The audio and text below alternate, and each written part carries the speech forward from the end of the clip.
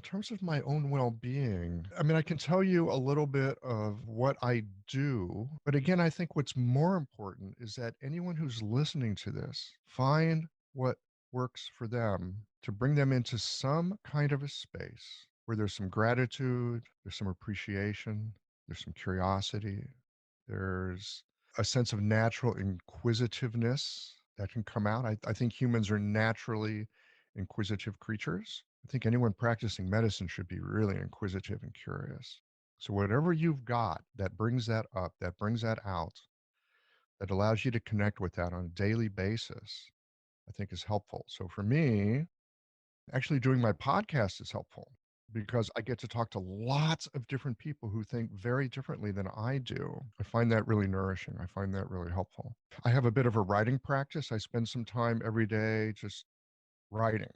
And it's not a journal per se. I mean, you'll often hear pieces of my writing practice at the beginning of my podcast. It's just something I've done for many years. I started writing when I first moved to Taiwan. I was trying to make sense of my experience there. And I found that there was this other voice that I had that I didn't know that I had. And the way that I contact that voice is by writing. It shows up and it's reliable. It has things to say.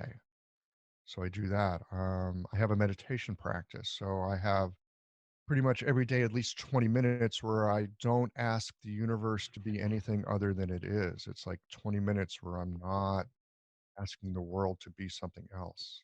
So I think that's for me, it's a useful practice because I'm kind of demanding and I'm picky and I'm impatient.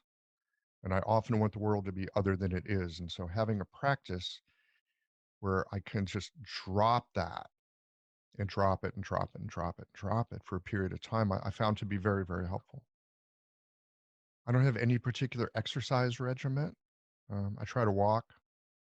I've at times listened to the Tim Ferriss show over the years, and he always asks people, it's like, "Well, what's your morning routine?" And it's like, "What's the breakfast of champions?" and things like that. I think that is a very, very individual thing, and it's up to every person to recognize what really feeds them, and gives them some quietude and gives them some initiative.